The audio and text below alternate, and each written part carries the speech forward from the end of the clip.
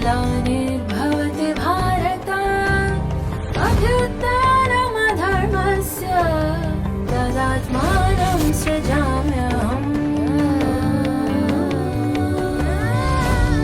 यदा यदा हि धर्मस्य ग्लानिर्भवति भारत अभ्युत्थानमधर्मस्य तदात्मानं सृजाम्यहम्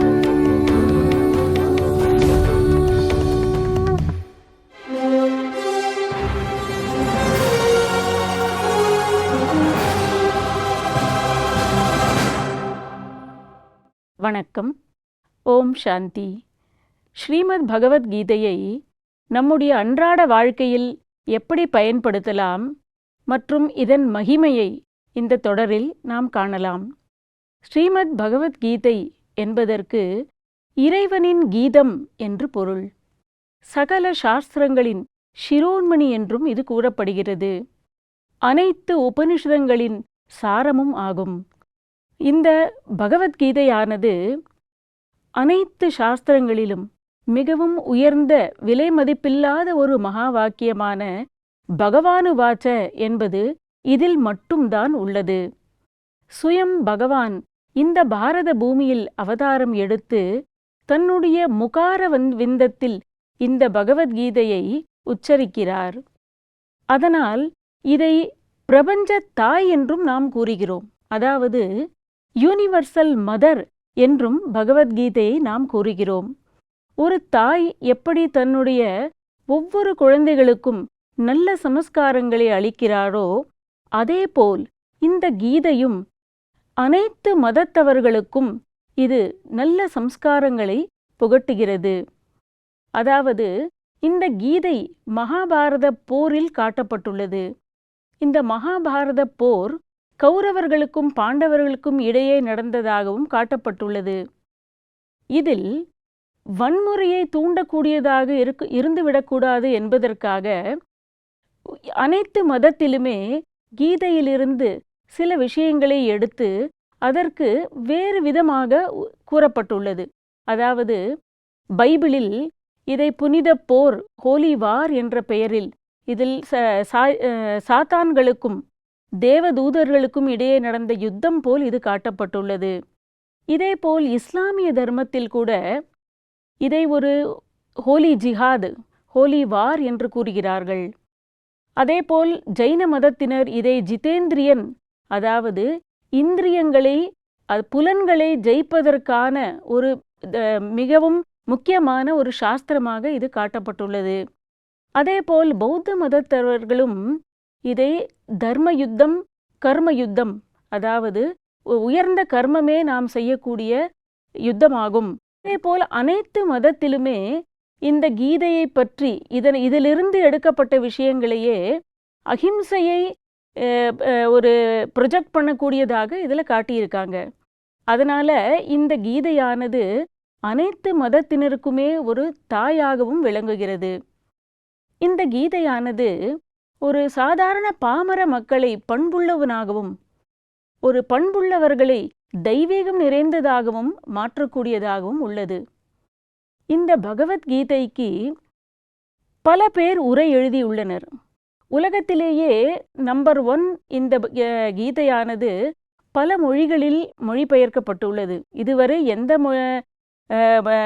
சாஸ்திரமுமே இந்த அளவுக்கு பல மொழிகளில் இதற்கு உரையோ மொழிபெயர்ப்போ ஏற்படவில்லை.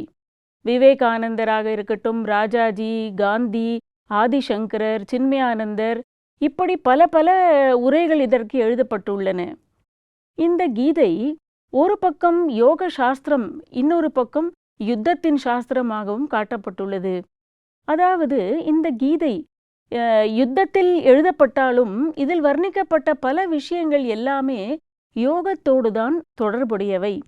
அதனால இந்த கீதையை ஒரு அஹிம்சா யுத்தம் என்றே நாம் எடுத்துக்கொள்ள வேண்டும். இது மட்டும் இல்லை, இந்த பகவத்கீதையின் மகிமையை பல பெயர்கள் பலவிதமாக கூறியிருந்தாலும் ஒரு சிறிய ஸ்லோகத்தின் மூலம் நாம் இங்க பார்க்கலாம். சர்வோபனிஷதோ காவோ दोग्धा गोपालनन्दनः पार्थो वत्ससुधिर्भोक्ता दुग्धं गीतामृतं महत् सर्वोपनिषदो गावो दोग्धा गोपालनन्दनः पार्थो वत्ससुधिर्भोक्ता துக்தம் கீதாமிருதம் மகத். அதாவது இந்த கீதை நாம் ஏற்கனவே பார்த்தோம், அனைத்து உபனிஷதங்களின் இது சாரம் என்று. இந்த அனைத்து உபனிஷதங்களையும் பசுவோடு நாம் ஒப்பிட்டால் தோக்தா கோபால நந்தனகா, அதாவது இறைவனே இதிலிருந்து அதன் சாரமான பாலை கறக்கக்கூடியவனாகும். அந்த ஞானம் என்னும் அமிர்தத்தை முதலில் அருந்தக்கூடியவன் பார்த்தன், அதாவது அர்ஜுனன் இந்த ஞான அமிர்தத்தை முதலில் குடிக்கக்கூடியவனாக இருக்கிறான். அதாவது சுத்த புத்தியுள்ள நாம் அனைவருமே இந்த கீதாமிர்தத்தை அருந்தக்கூடியவர்கள். இவ்வளவு மகிமை இந்த கீதைக்கு இருக்கிறது. உபநிஷதங்களின் சாரம் என்று கூறினாலும் அதோடைய எசன்ஸ், அந்த பாலை ஞான அமிர்தத்தை இங்கு நாம் பருகப் போகிறோம். இவ்வளவு மகிமை இந்த கீதைக்கு இருக்கு. இந்த கீதையானது 700 சம்ஸ்கிருத ஸ்லோகங்களையும் 18 அத்தியாயங்களையும் உடையது. மகாபாரதத்தின் பீஷ்ம பருவத்தில் இது எழுதப்பட்டுள்ளது. வேதவியாசர் தன்னுடைய ஒரு உயர்ந்த சமாதி நிலையில் இருந்து கொண்டு அவருக்கு இறைவனால் என்ன ஒரு புத்தியில டச்சிங் கிடைத்ததோ அதை கணேஷ் மூலமாக, விநாயகரின் மூலமாக இதை எழுதினார். அவர் கூற கூற கணேஷ் அதை அப்படியே லிபிபத்தமாக அதை அப்படியே எழுதிக்கிட்டே வந்தார். இதில் என்ன அப்படின்னாக்க, அவர் கூறும் பொழுது அவர் நிறுத்தக்கூடாது, அவர் எழுதும் பொழுது அதன் அர்த்தத்தை புரிந்து எழுத வேண்டும் என்பது இது ஒரு கண்டிஷனாக இருந்தது. அதனால் வியாசரே என்ன கூறியிருக்கிறார் என்றால், நான் எனக்கு கிடைத்த இந்த உயர்ந்த ஞானத்தை நான் இதை கூறும் பொழுது என்னுடைய கற்பனையை இதில் அதன் மூலமாக நான் விவரிக்கிறேன் அப்படின்னு சொல்லியிருக்கார். ஸோ இந்த கீதை வியாசர் சொல்லி எழுதப்பட்டாலும் அந்த ஒரு ஞானத்தை ரொம்பவும் அழகாக ஒரு கற்பனையோடு அவர் வர்ணித்திருக்கிறார் அப்படிங்கிறது ரொம்ப ஸ்பஷ்டமாக தெளிவாயிடுது. ஆகையால நம்ம இந்த பகவத்கீதையை கேட்கும் பொழுதே கொஞ்சம் கொஞ்சமாக நம்ம மனதில் என்ன கொண்டு வரணும் அப்படின்னாக்க, இந்த கீதை எப்போ எழுதப்பட்டது, எங்கு யுத்தம் நடந்தது, இதை பற்றிய விஷயங்களை அதிகமாக நாம் சிந்திக்காமல் இன்று இது என்னுடைய வாழ்க்கைக்கு எப்படி பொருந்தும் அப்படிங்கிற எண்ணத்தோடு நாம் அர்ஜுனர்களாக அமர்ந்து இந்த கீதையை நன்றாக நாம் கேட்கலாம். அடுத்து இந்த கீதை ஒரு பல விஷயங்களை நமக்கு கூறினாலும் இந்த கீதை ஞானத்தை நாம் வாழ்க்கையில் கடைபிடிக்கும் பொழுது முடியாதது என்பதே கிடையாது அப்படின்னு சொல்லலாம். இது ஒரு அமிர்தம், சஞ்சீவினியாகவும் வேலை செய்கிறது. இதற்காக இன்னும் ஒரு சின்ன ஒரு ஸ்லோகத்தையும் நாம் இங்க பார்க்கலாம்.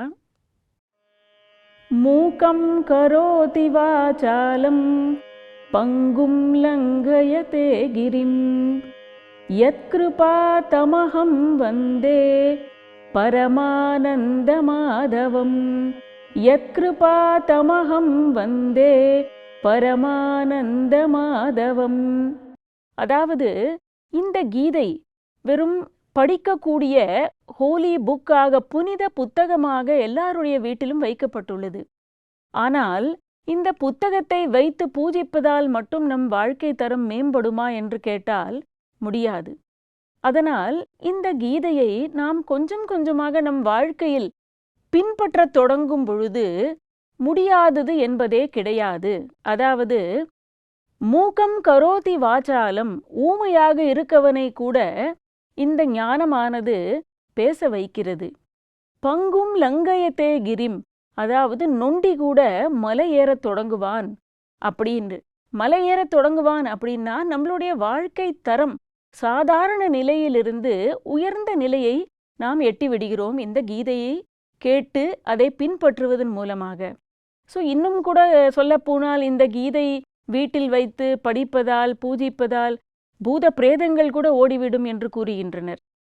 அப்பொழுது இந்த இவ்வளவு மகிமை வாய்ந்த கீதையை வெறும் பூஜிக்கும் பொருளாக மட்டும் இல்லாமல் இதை நாம் தினசரி வாழ்க்கையில் கொஞ்சம் கேட்டு அதை சிந்தித்து நம் வாழ்க்கையில் கடைபற்றினால் எவ்வளவு உயர்ந்த நிலையை நம்மால் அடைய முடியும். இதை நாம் ஒரு பெரிய இன்றிலிருந்து நாம் இதை ஒரு புரட்சியாக தொடங்கி தினமும் சிறிது நேரம் இந்த கீதையை கேட்டு நம் மனதால் அதை சிந்தித்து இந்த கேட்பது என்றால் நம்மை அர்ஜுனனுடைய இடத்தில் இருந்து நாம் இந்த கீதையை இறைவன் மூலமாக டைரக்டாக கேட்கிறோம் என்ற ஒரு உணர்வில் கேட்கும் பொழுது நமக்குள் ஏற்படும் மாற்றம் மிக தெளிவாக விளங்கத் தொடங்கும். இந்த அஞ்ஞான இருளிலிருந்து நம்மை வெளியில் கொண்டு வருவதற்காக இறைவன் கொடுத்த இந்த ஞான ஒளியில் தினமும் நாம் மூழ்கி திளைத்து நம் வாழ்க்கையை நன்றாக மேம்படுத்தத் தொடங்குவோம். ஓம் சாந்தி. நன்றி.